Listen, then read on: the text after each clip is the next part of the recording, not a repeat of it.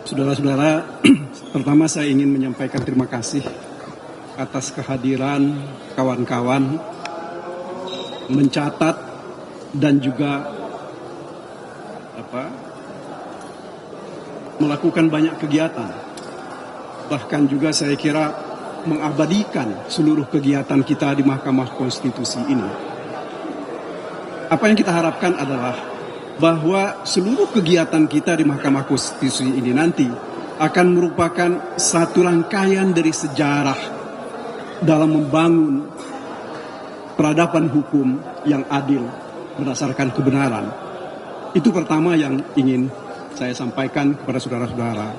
Kemudian yang kedua, saya kira tugas kita sekarang adalah mencoba untuk melihat secara baik dan nantinya mendengar secara baik apa yang akan menjadi putusan dari Mahkamah Konstitusi. Ya, tentu kita berharap bahwa Mahkamah Konstitusi tidak akan terikat dengan kungkungan tradisi yang selama ini bisa merugikan banyak pihak. Kita berharap mereka melakukan kegiatan apa yang kita sebut dengan judicial activism. Dalam arti bahwa mereka harus melakukan pembaharuan hukum. Ya. Sebab saudara-saudara, dalam permohonan kami misalnya, kami sudah tunjukkan kepada Mahkamah Konstitusi di luar negeri sana, baik di negara yang menganut sistem hukum common law ataupun seperti kita, ya, civil law, mereka sudah memutuskan perkara-perkara perselisihan tentang hasil pemilihan. Salah satu argumen yang mereka sampaikan adalah kalau proses pemilihan itu dilakukan dengan cara yang tidak baik, dilakukan dengan cara yang curang, maka itu akan menjadi alasan untuk membatalkan pemilihan presiden itu. Sebab mereka beranggapan bahwa kejahatan sekecil apapun itu tetap adalah kejahatan. Nah, ini saya kira yang tidak bisa kita tolerir. Dan ini juga yang menjadi alasan kami mengapa kami datang ke Mahkamah Konstitusi ini. Kita ingin mengingatkan kepada bangsa ini, tidak boleh kita mentolerir keburukan. Apalagi kalau keburukan itu dilakukan untuk mempertahankan kepentingan satu keluarga atau satu kelompok, terlebih lagi kalau untuk membangun dinasti baru. Ya. Sebab saya kira sejak kita merdeka, dinasti itu tidak boleh dibangun, kecuali untuk kerajaan-kerajaan. Kita, saya kira terutama sejak 1998, demokrasi sudah dikembangkan secara baik. Dan ini berkembang. Akan tetapi nampaknya sekarang di akhir, ini hampir ke tahun ke-25 dari proses sejak reformasi itu, ini mau ditutup, ya, mau diabaikan untuk kepentingan keluarga dalam jangka pendek. Itu persoalan kita.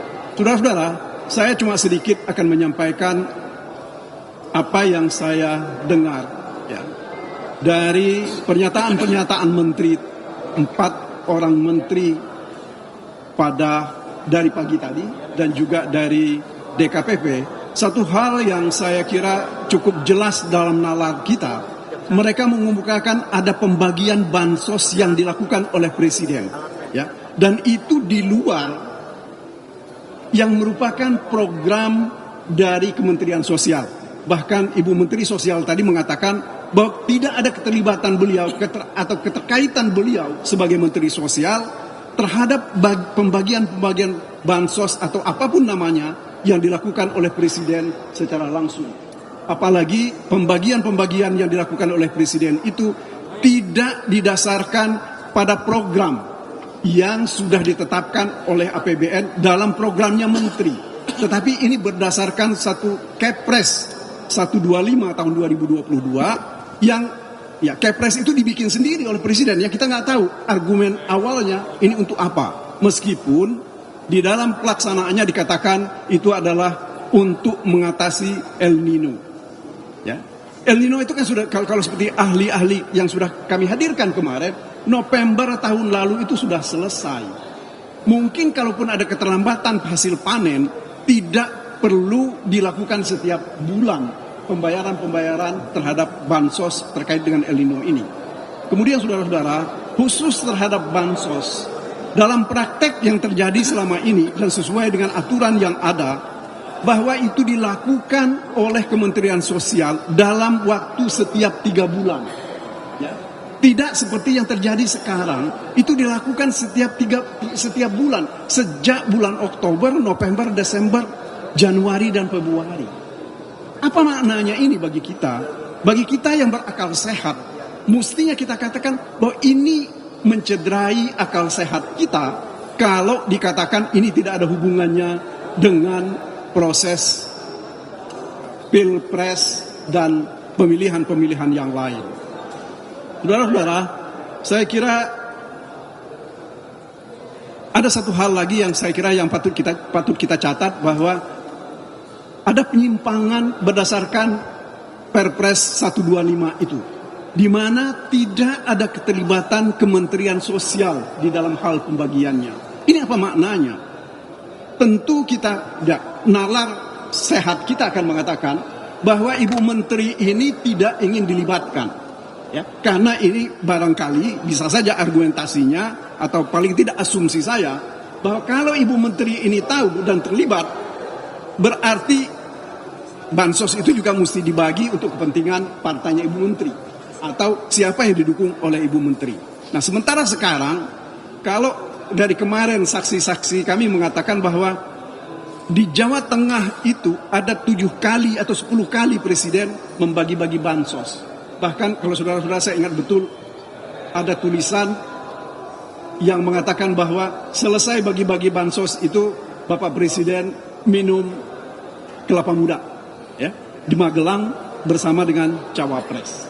Begitu juga Pak Menteri, 2 orang menteri yang mengatakan bahwa bansos ini adalah dari Bapak Presiden. Ini kan personifikasi bansos yang tidak seharusnya dilakukan. Karena bagaimanapun juga itu kan aset milik negara.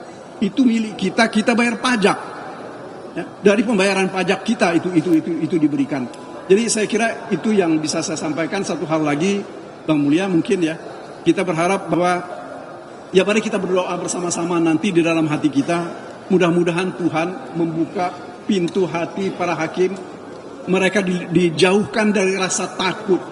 Misalnya ada ancaman-ancaman dari pihak-pihak tertentu yang akan menjadikan perkara, atau mereka akan diperkarakan.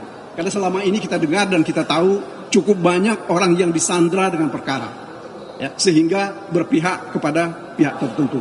Saya kira begitu dari saya. Terima kasih atas perhatiannya. Assalamualaikum warahmatullahi wabarakatuh. Teruskan Bang Mulya.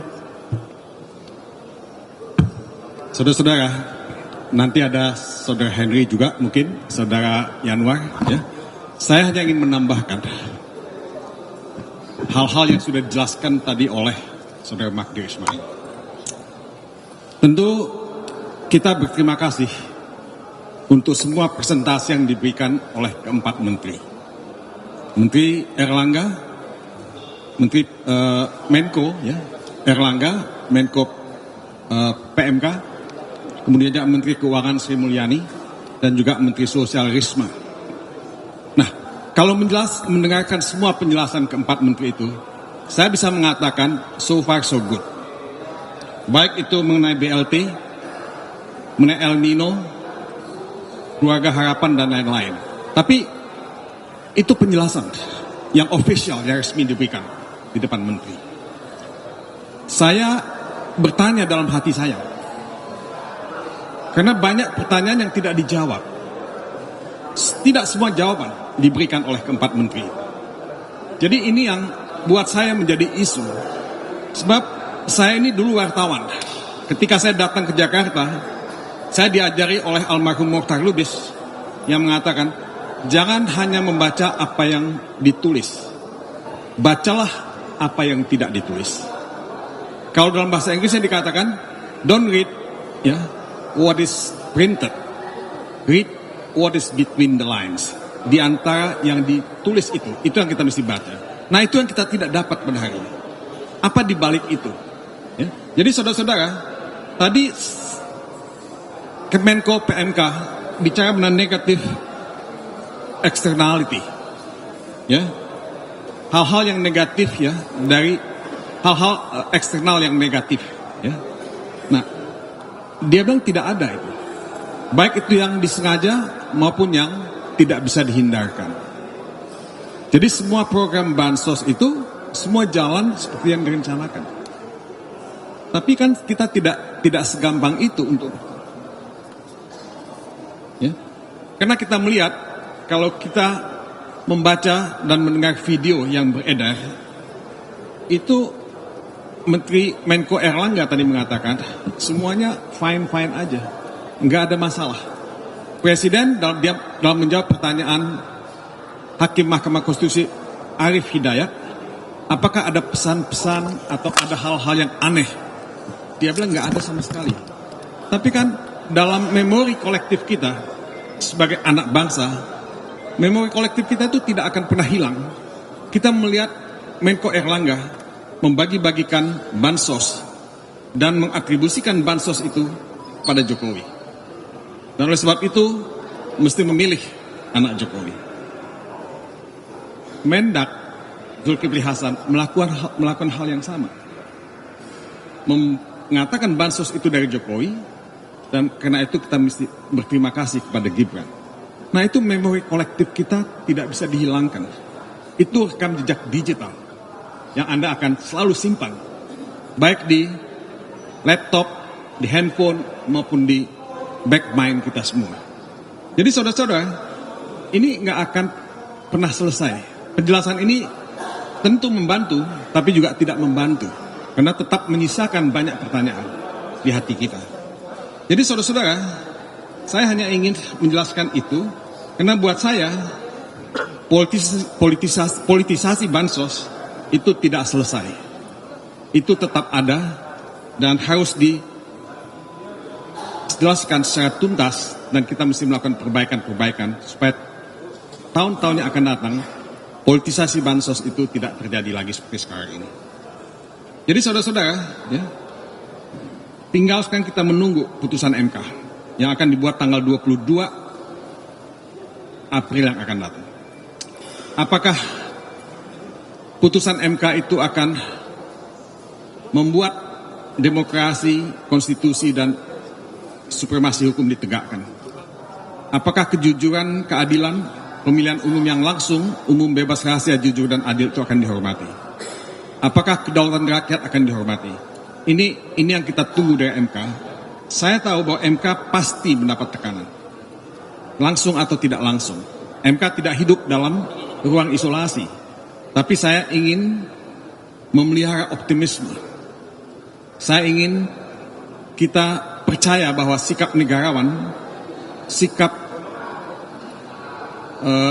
bengawan hukum, ya, dari hakim-hakim MK itu akan tetap ada. Dan mereka punya komitmen untuk bangsa ini. Komitmen untuk kita semua. Ini bukan persoalan menang atau kalah. Ini bukan persoalan Ganjar atau Mahfud. Ini bukan persoalan Magdir Ismail, Henry, saya, atau Pak Yanwar. Ini persoalan demokrasi. Ini persoalan hak yang paling hakiki yang kita miliki sebagai anak bangsa. Tidak ada satu kekuatan pun yang bisa mensubversi kedaulatan suara yang kita punya. Kedaulatan suara anak-anak bangsa. Jadi saya hanya ingin, ya, memelihara optimisme itu. Semoga kawan-kawan juga memelihara optimisme itu. Kita menunggu tanggal 22, ya. Semoga Tuhan memberikan yang terbaik buat kita sebagai bangsa. Mungkin itu saja yang saya ingin sampaikan. Mungkin Henry atau Pak Yanwar, silakan. Karena apa yang sudah disampaikan oleh Bang Timbul sama Magdir Ismail, saya anggap cukup. Dari saya cukup. Terima kasih. Ya, terima kasih Pak Magdir, Bang Mulya, teman-teman wartawan. Kita semua tadi sudah menyaksikan bagaimana dan mendengar bagaimana para menteri memberikan keterangan, tetapi itu terbatas pada regulasi. Kalau regulasi kita tidak bisa tutup mata, pasti dibuat sangat bagus, pasti dibuat sesuai dengan tahapan-tahapannya. Tetapi keterangan para menteri tadi tentu saja berbeda dengan keterangan para saksi yang pernah kami hadirkan, bagaimana di Sumatera Utara, di Medan, pembagian bansos begitu masif. Kemudian yang lebih menyedihkan lagi, pembagian beras bansos dengan karung bertuliskan Bulog, Badan Pangan Nasional, kemudian di situ ada stiker Prabowo Gibran. Nah, itu semua tentu berbeda, kontradiktif dengan keterangan para menteri, ya.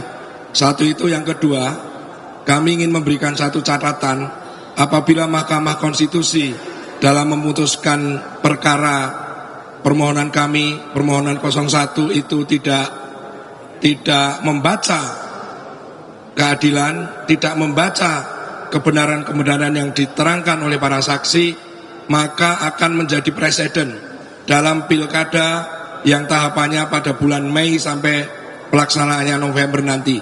Bukan tidak mungkin pilkada nanti kita akan menemui pola-pola yang sama, kita akan menemui cara-cara yang sama seperti yang dilakukan dalam Pilpres ini. Jadi kawan-kawan, kita berharap Mahkamah Konstitusi akan memberikan keputusan yang bukan saja adil bagi urusan Pilpres, tapi menjadi pegangan buat Pilkada 2024 nanti. Terima kasih.